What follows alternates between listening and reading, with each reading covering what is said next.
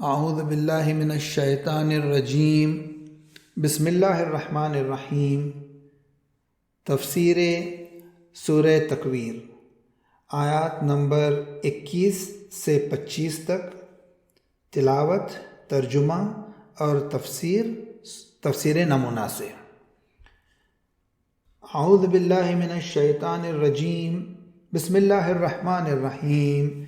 ذی قوت عند ذی العرش مکین مطاع ثم امین وما صاحبکم بمجنون ولقد رآہ بالافق المبین وما هو علی الغیب بضنین وما هو بقول شیطان الرجیم۔ ترجمہ: ذی قوت عند ذی العرش المکین، جو صاحب قدرت ہے اور صاحب عرش خدا کے ہاں بلند مقام کا حامل ہے۔ مطاع ثم امین، فرماروا اور امین ہے۔ وما صاحبکم بمجنون، اور تمہارا ساتھی پیغمبر صلی اللہ علیہ وآلہ وسلم دیوانہ نہیں ہے۔ وَلَقَدْ رَآهُ بِالْأُفُقِ الْمُبِينِ، اس نے اس کو، جبرائیل کو، روشن افق میں دیکھا۔ وَمَا هُوَ عَلَى الْغَيْبِ بِضَنِينٍ، وہ اس کے بارے میں جسے اس نے وحی سے حاصل کیا ہے بخیل نہیں ہے۔ وما ہوا بقول شیطان الرجیم، یہ قرآن شیطان رجیم کا قول نہیں ہے۔ تفسیر: چوتھی اور پانچویں توصیف میں کہتا ہے وہ فرشتوں کا فرما روا اور مطاع ہے۔ مطاع ثم امین، ثم کی تعبیر جو اشارہ بعید کے لیے استعمال ہوتی ہے اس حقیقت کو پیش کرتی ہے کہ پے کے اوحے الہی عالم فرشتگان میں مورد اطاعت ہے اور ان تمام چیزوں سے قطع نظر پیام الہی کے ابلاغ میں انتہائی امین ہے۔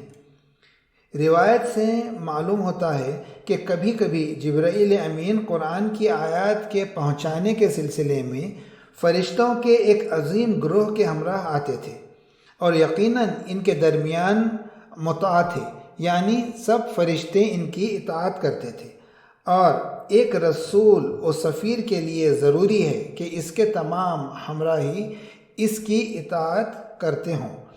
ایک حدیث میں آیا ہے کہ ان آیات کے نزول کے موقع پر پیغمبر اکرم صلی اللہ علیہ وآلہ وسلم نے جبرائیل امین سے فرمایا، تیرے پروردگار نے تیری کیا ہی عمدہ تعریف کی ہے کہ فرمایا ہے صاحب قدرت ہے اور صاحب عرش خدا کے ہاں قرب رکھتا ہے اور وہاں فرما روا ہے اور امین ہے، لہذا اپنی قدرت اور امانت کا نمونہ پیش کر۔ تو جبرائیل نے جواب میں عرض کیا، میری قدرت کا نمونہ یہ ہے کہ میں قوم لوط کے شہروں کی تباہی پر مامور ہوا۔ وہ 4 شہر تھے اور ہر شہر میں 4 لاکھ جنگجو افراد موجود تھے، ان کی اولاد اس کے علاوہ تھی۔ میں نے ان شہروں کو اٹھا لیا اور میں نے انہیں آسمان کی طرف لے گیا، یہاں تک کہ آسمان کے فرشتے ان کے جانوروں کی آواز سننے لگے۔ پھر انہیں زمین کی طرف لے آیا اور انہیں زیر و زبر کر دیا۔ باقی رہا میری امانت کا نمونہ تو وہ یہ ہے کہ کوئی حکم ایسا نہیں جو مجھے دیا گیا ہو اور اس میں نے معمولی سا تجاوز بھی کیا ہو۔ اس کے بعد لوگ وہ ناروا نسبت جو پیغمبر کی طرف دیتے تھے اس کی نفی کرتے ہوئے فرماتا ہے تمہارا صاحب دیوانہ نہیں ہے۔ وما صاحبکم بمجنون، صاحب کی تعبیر جو ہمیشہ ساتھ رہنے والے رفیق، دوست اور ہم نشین کے معنی میں ہے، علاوہ اس کے کہ پیغمبر اکرم صلی اللہ علیہ وآلہ وسلم تمام لوگوں کے ساتھ اخلاق و تواضع سے پیش آتے تھے اور کبھی کسی کے مقابلے میں برتری کا دعویٰ نہیں رکھتے تھے۔ اس بات کی طرف اشارہ ہے کہ آپ نے سال ہا سال تمہارے درمیان زندگی گزاری ہے اور تمہارے ہم نشین رہے ہیں، اور تم نے انہیں عاقل و امین دیکھا ہے اور سمجھا ہے، تو اب کس طرح ان کی طرف جنون کی نسبت دیتے ہو، سوائے اس کے کہ وہ بعثت کے ساتھ ایسی تعلیمات اپنے ہمراہ لائے ہیں جو تمہارے تعصبات، ہوا و ہوس اور کورانہ تقلید کے ساتھ سازگار نہیں ہیں۔ لہٰذا اس خیال سے کہ تم اپنے آپ کو ان کے قوانین اور احکامات کی اطاعت سے بچائے رکھو، اس قسم کے اتہام ان پر لگاتے ہو۔ جنون کا الزام ان تمام الزامات میں سے ایک ہے جو آیت قرآن کے مطابق خدا کی طرف سے آئے ہوئے پیغمبروں پر ہٹ دھرم دشمنوں کی طرف سے لگائے گئے۔ كَذَلِكَ مَا أَتَى الَّذِينَ مِن قَبْلِهِم مِّن رَّسُولٍ إِلَّا قَالُوا سَاحِرٌ وَمَجْنُونٌ۔ بات اس طرح ہے کہ ان سے پہلے کوئی پیغمبر کسی قوم کی طرف نہیں بھیجا گیا مگر یہ کہ اس نے کہا کہ یہ ساحر اور جادوگر ہے یا دیوانہ ہے۔ زاریات آیت نمبر 52۔ ان کی منطق میں عاقل وہ شخص تھا جو فاسد ماحول میں گھل مل جائے اور ویسی ہی خواہشات کی پیروی کرے، جدھر کی ہوا ہو ادھر کو چلے اور ہر اصلاحی و انقلابی تحریک سے بے تعلق رہے۔ اس معیار اور ضابطے کے مطابق دنیا پرستوں کی تاریک نگاہیں تمام پیغمبر دیوانے تھے۔ اس کے بعد پیغمبر اسلام کے جبرائیل امین سے ارتباط کی تاکید کے لیے مزید فرماتا ہے، اس نے یقینی طور پر جبرائیل کا واضح اور آشکار افق میں مشاہدہ کیا ہے۔ وَلَقَدْ رَآهُ بِالْأُفُقِ الْمُبِينِ۔ افق مبین سے مراد وہی افق اعلیٰ اور فرشتوں کا آشکار کرنے والا افق ہے جس میں پیغمبر اکرم صلی اللہ علیہ وآلہ وسلم نے جبرائیل کا مشاہدہ کیا۔ بعض مفسرین نے سورہ نجم کی آیت 7 کو جس میں ہے وَهُوَ بِالْأُفُقِ الْأَعْلَىٰ اس تفسیر پر شاہد سمجھا ہے، لیکن جیسا کہ سورہ نجم کی تفسیر میں ہم بیان کر چکے ہیں کہ یہ آیت اس سورے کی باقی آیات کی طرح ایک دوسری حقیقت کو بیان کرتی ہے جو اس کی طرف رجوع کرنے سے واضح ہوگی۔ بعض مفسرین نے یہ بھی کہا ہے کہ پیغمبر نے جبرائیل کا ان کی اصلی شکل و صورت میں 2 بار مشاہدہ کیا۔ ایک دفعہ آغاز بعثت میں کہ جبرائیل آن حضرت صلی اللہ علیہ وآلہ وسلم کے سامنے افق بالا پر ظاہر ہوئے اور تمام مشرق و مغرب کو ڈھانپ لیا، اور دوسری مرتبہ معراج میں کہ پیغمبر نے انہیں اوپر والے آسمان میں ان کی اصلی شکل میں دیکھا، اور مفسرین زیر بحث آیت کو اسی طرف اشارہ سمجھتے ہیں۔ یہ احتمال بھی ہے کہ خدا کی مراد ایسا مشاہدہ ہو جو شہود باطنی کے لحاظ سے ہو۔ مزید وضاحت کے لیے جلد 22 سے آگے سورہ نجم کی آیت 5 تا 13 کی طرف رجوع فرمائیں۔ اس کے بعد مزید فرماتا ہے، پیغمبر اس چیز کے بارے میں جو اس نے بطریق وحی عالم غیب سے حاصل کی ہے بخیل نہیں ہے۔ وما ہوا علی الغیب بضنین۔ ہر چیز بے کم و کاست بندگان خدا کے اختیار میں دے دیتا ہے۔ وہ بہت سے دوسرے لوگوں کے مانند نہیں کہ جب کسی اہم حقیقت پر دسترس حاصل کر لیتے ہیں تو اس کو چھپانے پر اصرار کرتے ہیں اور اکثر اس کے بیان کرنے پر بخل کا کام لیتے ہیں، اور بسا اوقات ان معلومات کو اپنے ساتھ قبر میں لے جاتے ہیں۔ پیغمبر ایسے نہیں ہیں، وہ پورے جود و سخا کے ساتھ جو کچھ حاصل کرتے ہیں اسے تمام ضرورت مندوں کے سامنے بیان کر دیتے ہیں، حتیٰ کہ انہیں بھی بتا دیتے ہیں جو بلندی اور قرب کے قائل ہی نہیں ہیں، اس امید پر کہ شاید ہدایت حاصل کریں اور راہ حق کو اختیار کریں۔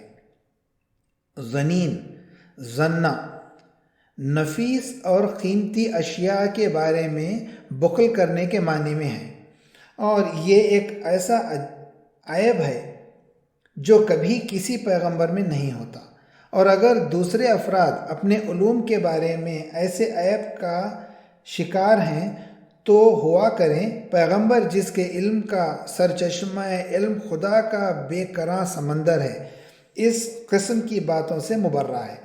پروردگار عالم مزید فرماتا ہے، اور وہ شیطان رجیم کی کہی ہوئی بات نہیں ہے، وما ہوا بقول شیطان الرجیم۔ یہ آیات قرآنی ہرگز کاہنوں کی باتوں کی طرح نہیں ہیں جو شیاطین سے تعلق کی وجہ سے معلوم کر لیتے ہیں، اور پھر اس حقیقت کی نشانیاں اس کے کلام سے ظاہر ہیں، اس لیے کہ کاہنوں کی باتیں جھوٹی ہوتی تھیں، ان میں بہت سے شبہات ہوتے تھے اور وہ غلطیوں کی آمیزش سے ملوث ہوتی تھیں، اور شیطانی میلانات و خواہشات کے گرد گھومتی تھی۔ اس چیز کا قرآن مجید سے کوئی تعلق نہیں۔ یہ حقیقت میں ان کی دوسری تہمت کا جواب ہے۔ مشرکین کہتے تھے کہ پیغمبر اسلام معاذ اللہ کاہن ہیں، اور جو کچھ وہ لائے ہیں انہوں نے شیاطین سے لیا ہے، حالانکہ شیطانی باتیں گمراہ کن ہوتی ہیں، اور قرآنی آیات سراسر نور ہدایت اور روشنی ہیں، اور یہ حقیقت قرآنی آیات کو دیکھتے ہی ثابت ہو جاتی ہے۔ لفظ رجیم اصل میں رجم اور رجام کے مادے سے پتھر کے معنی میں لیا گیا ہے۔ اس کے بعد ہر قسم کے دور کرنے کے معنی میں آیا ہے، اور شیطان رجیم سے مراد یہاں یہی معنی ہے، یعنی وہ شیطان جو بارگاہ خداوندی سے نکالا گیا ہے۔ ایک نقطہ، رسول کی شائستگی کی شرطیں۔ 5 صفتیں جو مندرجہ بالا آیات میں جبرائیل امین کے لیے پیغمبر گرامی اسلام کی طرف خدا کے بھیجے ہوئے قاصد کے عنوان کے ماتحت آئی ہیں، ان میں سے 2 صفتیں ایسی ہیں جو ہر رسول اور فرستادہ خدا میں سلسلہ مراتب کو نظر میں رکھتے ہوئے پائی جانی ضروری ہیں۔ پہلی صفت کرامت اور عمدہ صفات نفسی کا حامل ہونا ہے، جو اس کو رسالت جیسے اہم کام کا اہل بنا دے۔ دوسری صفت قدرت کا حامل ہونا ہے، ذی قوہ، تاکہ اپنے اثر رسالت کو لے کر قطعیت اور توانائی کے ساتھ وہ آگے بڑھے اور ہر قسم کے ضعف اور کمزوری سے دور ہو۔ اس کے بعد اس ہستی کی بارگاہ میں مقام و منزلت رکھنا جس کی رسالت کو اس نے قبول کیا ہے، تاکہ پیغامات کو اچھی طرح حاصل کریں، اور اگر جواب کی ضرورت ہو تو بغیر کسی خوف و خطر کے اس کا ابلاغ کریں۔ چوتھی صفت یہ کہ اگر امر رسالت اہمیت رکھتا ہو تو اس کے معاون ہونے چاہیں جو اس کی مدد کریں، ایسے معاون جو اطاعت گزار اور فرما بردار ہوں۔ آخری صفت اس کا امانت دار ہونا ہے، تاکہ وہ لوگ جو اس رسول سے پیغام لیں اس پر اعتماد کریں، اور اس کی گفتگو بے کم و کاست اس کا کلام شمار ہو جس کی طرف سے وہ آیا ہے۔ جبکہ یہ 5 اصول پورے ہوں تو پھر حق رسالت و پیغمبری ادا ہوگا۔ اسی لیے ہم پیغمبر اسلام کے حالات اور آپ کی تاریخ زندگی میں دیکھتے ہیں کہ آپ اپنے بھیجے ہوئے ایلچیوں کو بہت زیادہ احتیاط کے ساتھ ان افراد میں سے جو ان صفات کے حامل ہوتے تھے منتخب کرتے تھے۔ جس کا ایک زندہ نمونہ جناب امیر المؤمنین حضرت علی علیہ السلام کی ذات ہے، اور پیغمبر کی طرف سے سورہ براءت کی ابتدائی آیات کی مشرکین مکہ کے سامنے ان خاص حالات میں تبلیغ ہے جس کی تفصیل سورہ براءت میں آ چکی ہے۔ حضرت امیر المؤمنین علیہ السلام نہج البلاغہ کلمات قصار کلمہ 301 میں فرماتے ہیں،